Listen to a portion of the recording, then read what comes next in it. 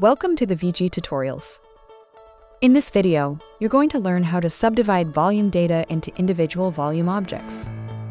The sample I'll be working with is the scan of an egg box that contains 6 surprise eggs. Since they've been scanned together, VGSTUDIO MAX considers all 6 eggs a single volume object. However, to perform analysis or measurement tasks, I will have to separate the eggs into individual volume objects. The split volume function allows me to do that, and much more, with a few clicks and in no time. So, in the next few minutes, I am going to show you how to split volumes using the split volume function. How to use split volume in an automated scenario. And finally, how you can apply split volume to any kind of data set to reduce the size of your projects. Okay then, let's get started. In the scene tree, I'll select the volume. Then, on the Volume tab, I'll select Split Volume. Let's move the dialog a little bit to the left so we can have a nice look at the 3D window. Usually, the preview I'll get from the default settings already looks very good, and I don't have to do any adjustments. But in this case here, one of the 6 eggs has not been recognized. Before I fix this, let's have a quick look at how the boundaries of the object will be determined. Since the volume object has a surface determination, the software automatically suggests using the determined surface for splitting the volume object. But a surface determination is not strictly necessary. If you haven't performed any, VGSTUDIO MAX will calculate the ISO value automatically to determine the material boundaries. Now, in some cases, the segmentation the split volume function offers may not work. For example, if the scanned objects are too close together. If that's the case, you can use the segmentation tools and the split ROI function, available on the Select tab of VGSTUDIO MAX.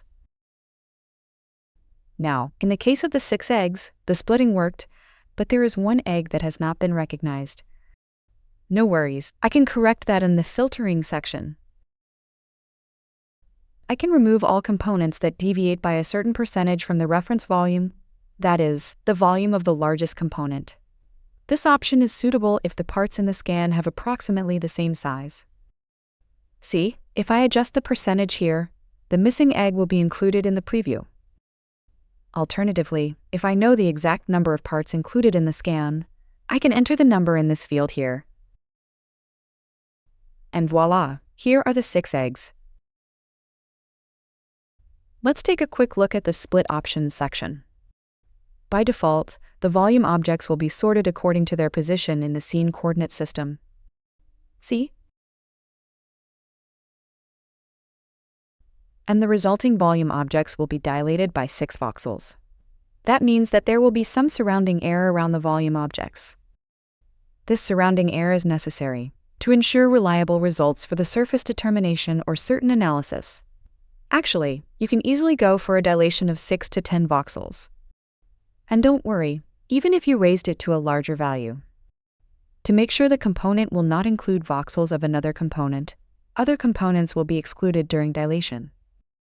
I would just not recommend that you reduce the value to less than 6 voxels. Okay, let's move on to the Name Template section. The Name Template section allows me to use the scanned object's metadata for the naming of the separated volume objects. Metadata, such as the serial number or cavity number, is often written in the object properties. For example, if your scanner uses the VG Project SDK interface.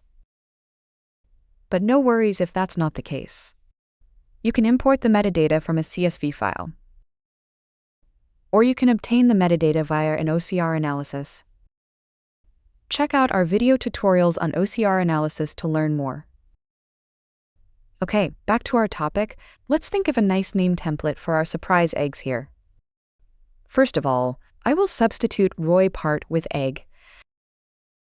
Of the metadata information, I want to include the serial number. So, I will add SN for serial number. And then I will add the corresponding placeholder. The table below provides me with a preview of how the names will look like. And if there's something I still want to change, I can do that right in the table.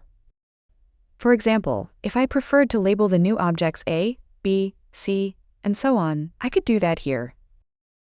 But actually, I don't. and I will leave the name as is. The naming is done. Now, what can I do with my split objects? Down here in the Output Options section, I can decide if I want to keep the original volume object in the scene. And I can create a VGL project for each individual volume object, which is especially useful in an automated scenario.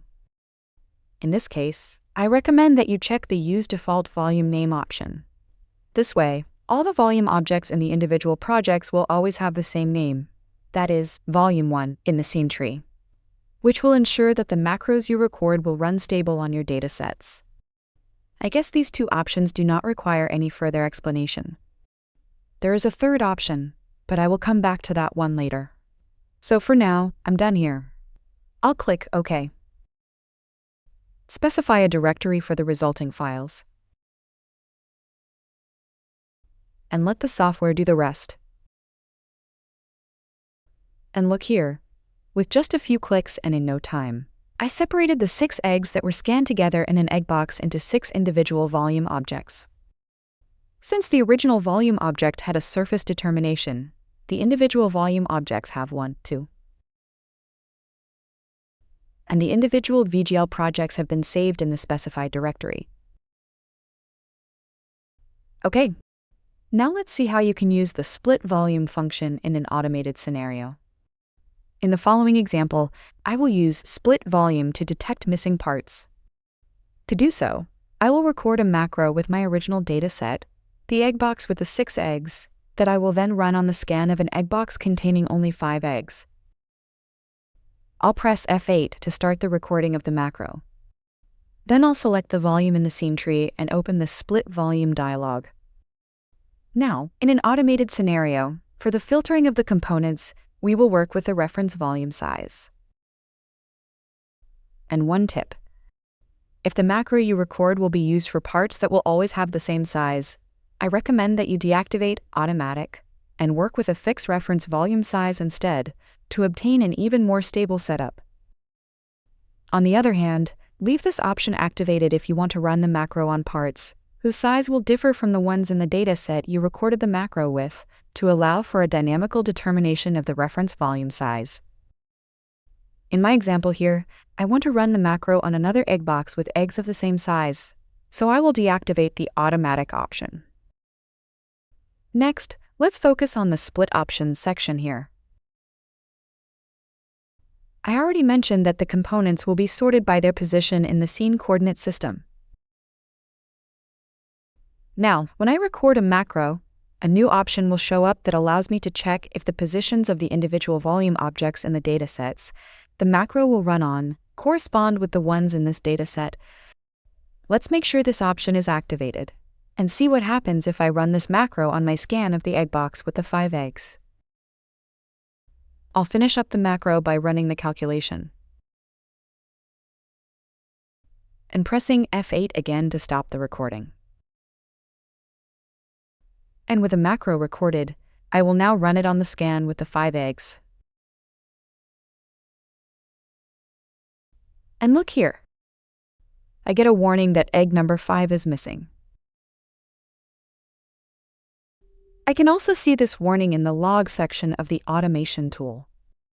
And, as you can see here very nicely in the scene tree, based on their position, the volume objects' names are maintained. Now tell me, did I promise too much? Split volume will definitely help you improve your automated workflows. Finally, to round this tutorial up, let's see how you can use split volume to reduce the size of your projects. Actually, this is a really nice feature that you can use not only for multi-part scans, but for any scan that is just too large to handle. Let's open our initial project with the 6 eggs again. Now, before I proceed, let's take a look at the size of the volume data. More than 3 GB, a pretty large file. No news for any of you, I guess. But let me show you how VGSTUDIO Max can help you out. Back in the software, I'll open the Split Volume dialog. In the Output Options section, I'll check the option, Create Size Optimized Volume Data for each component. Now what VGSTUDIO Max will do is create new volume data for the volume objects. and the new volume data will only have a fraction of the size of the original one. Now you might think, oh my gosh, what if I lose critical data, or the quality of my data? Don't worry, this won't happen. What VGSTUDIO MAX does is remove some of the error that surrounds the object. Not all of it, remember. We need several voxels of error around the objects to get stable results for operations like the advanced surface determination and some analysis. But all the other surrounding error will disappear, which will reduce the size of our data set considerably. Let's click OK and specify a file name.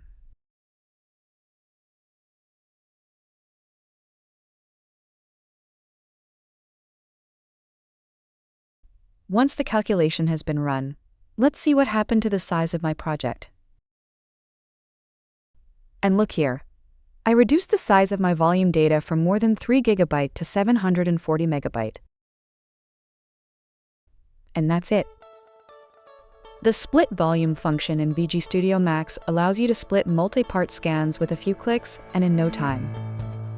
Using metadata for the naming of your volume objects has never been easier. Using split volume in your VGinline scenario or for batch processing is easily done and will definitely optimize your workflows.